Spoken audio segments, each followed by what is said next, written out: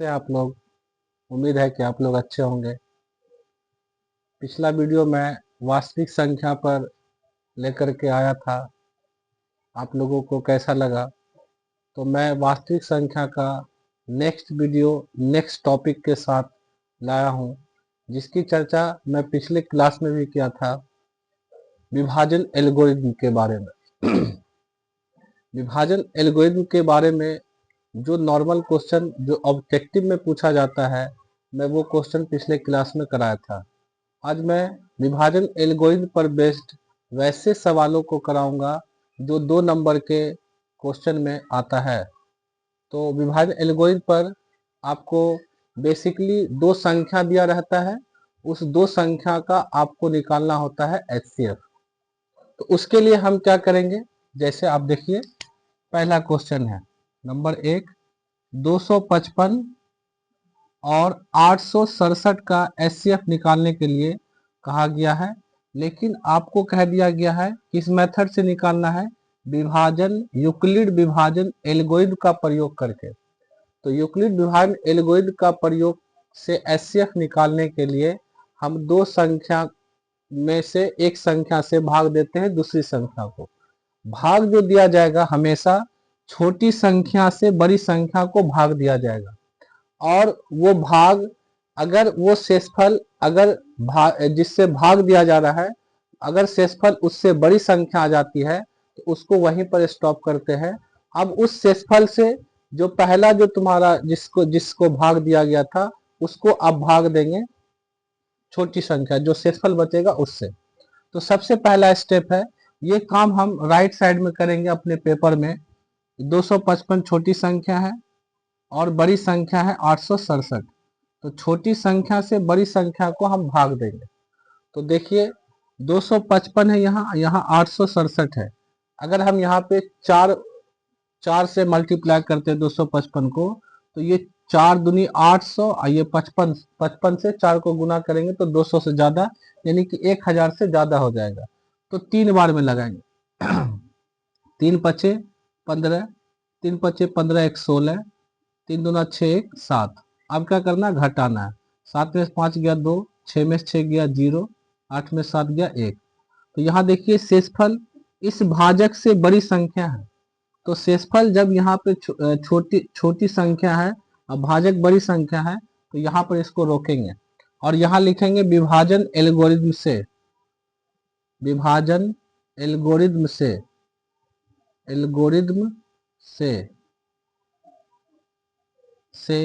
A is equal to B Q plus R. अब समझिए कि यहाँ पे A क्या है, B क्या है, Q क्या है और R क्या है।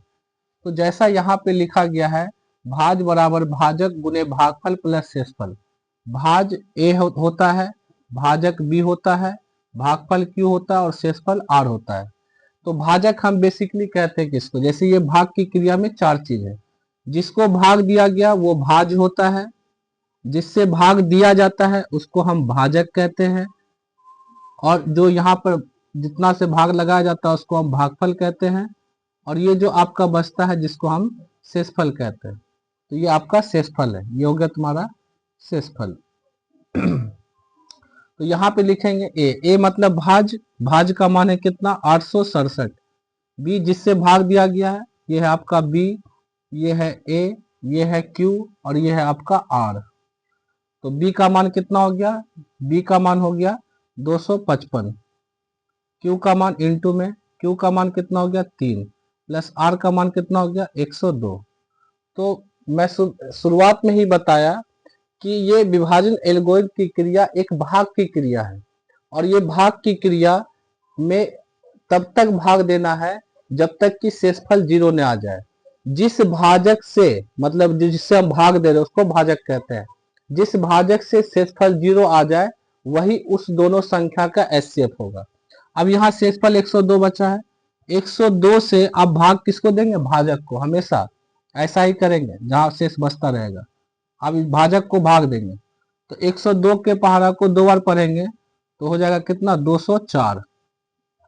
5 में 4 गया 1, यहाँ बचा 5, यहाँ 2 से 2 खत्म। अब देखो शेषफल इस भाजक से, अब ये भाजक बन गया, जैसे पहला ये भाजक था अब ये भाजक बना, अब ये भाजक बना, ये भाज बना, ये भागफल बना और ये शेषफल बना। अब ये शेषफल इस भाजक से छोटा है तो अब भाग लगेगा नहीं, फिर इसको रोक करके फिर विभाजन एल्गोरिथम से लिखेंगे।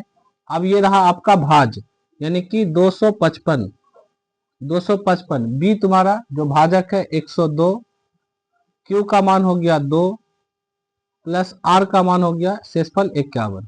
अभी भी शेषफल 0 नहीं आया। अब ये क्रिया फिर आगे करेंगे। अब ये बन जाएगा भाजक, अब ये बनेगा भाज 102, 102 को 51 से भाग देंगे तो 51 दूना होता है 102, तो पूरा घटाएंगे तो शेषफल कितना आ जाएगा 0। तो अब भाज था कितना 102, 102 बराबर बी का मान मतलब भाजक 51 हो गया और गुने में ये आपका क्यू हो गया 2 और प्लस शेषफल का मान 0 हो गया।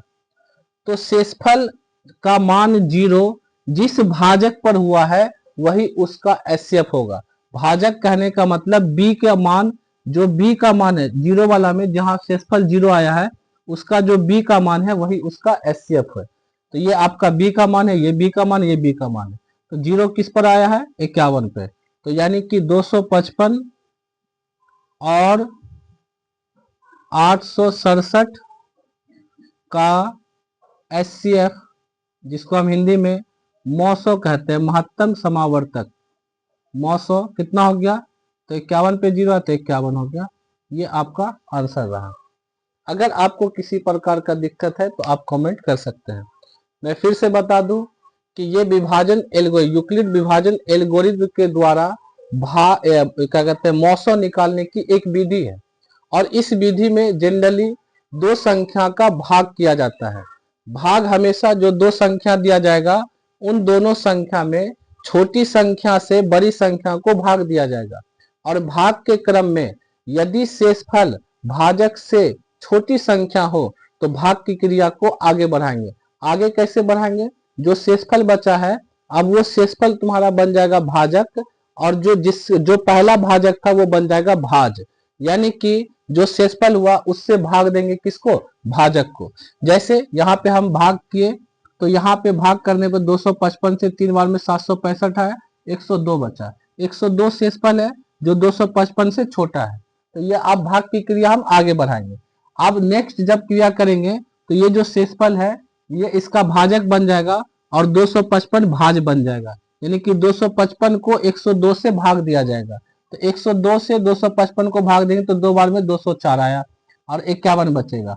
फिर ये 51 शेषफल हो गया इस भाग की क्रिया का इतना पार्ट का। तो अब 51 भाजक बन जाएगा और ये आपका 102 भाज बन जाएगा, यानी कि 51 से 102 को भाग करेंगे तो ये शेषफल कितना आ जाएगा 0 आ जाएगा, यानी कि भाग की क्रिया यहाँ पे रुक जाएगी। और जितनी बार हम भाग करेंगे उतना बार हम a बराबर बी क्यू प्लस आर पे यहाँ पर लिखेंगे फॉर्मूला पे बैठा के।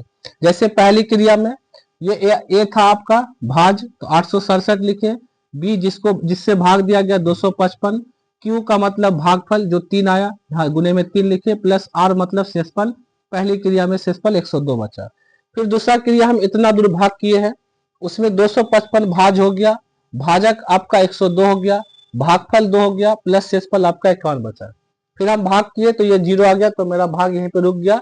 लेकिन फिर उसके लिए हम लिखे भाज पर, भाज 102 भाजक 51 भागफल 2 और शेषफल कितना आ गया 0।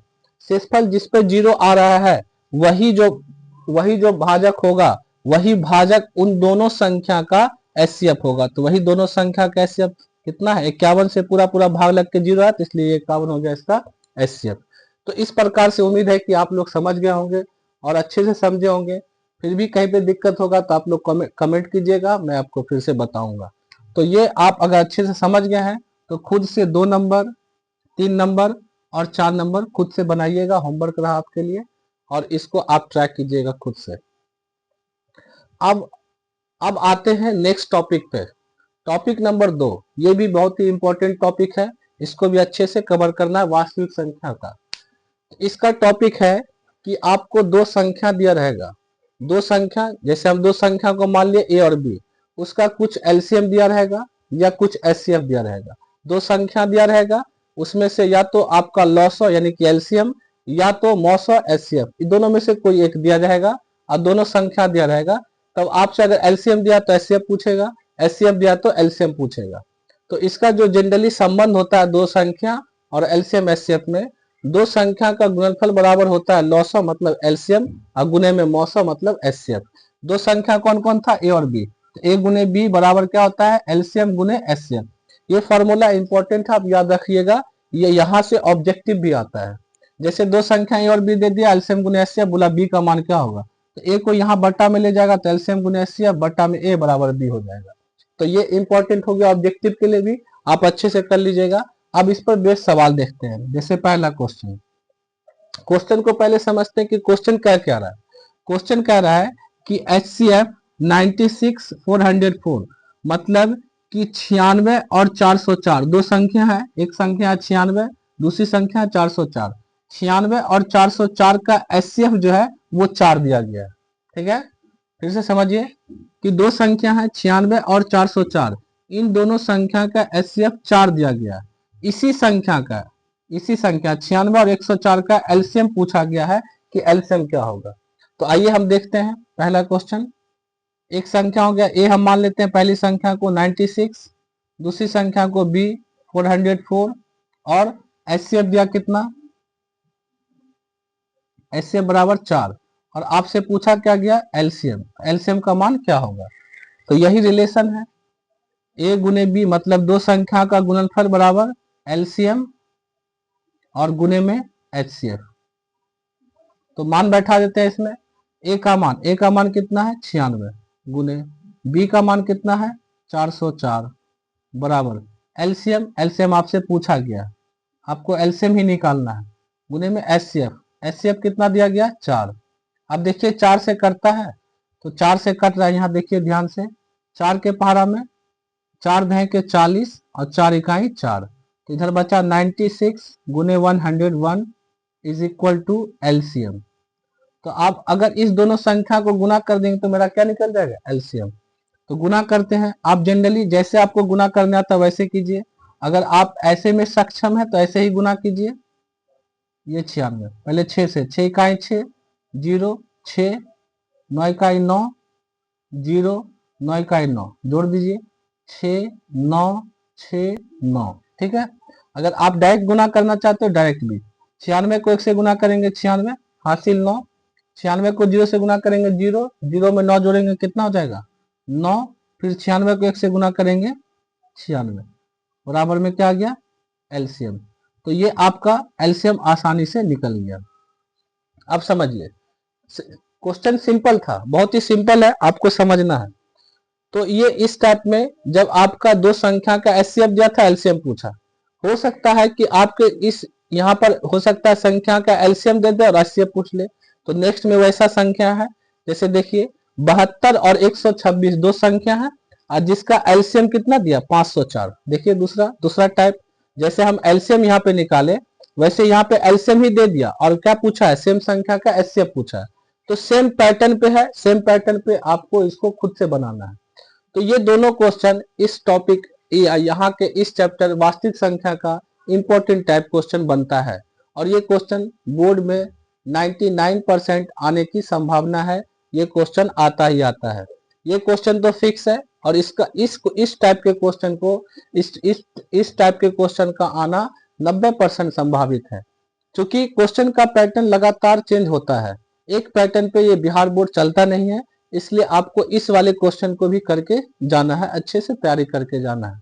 उम्मीद है कि आपको ये वीडियो अच्छा लगा होगा, तो आप अपने बेल आइकन को दबा दें, सब्सक्राइब कर दें, लाइक कर दें और ज़्यादा से ज़्यादा आप इसका फायदा उठाएं।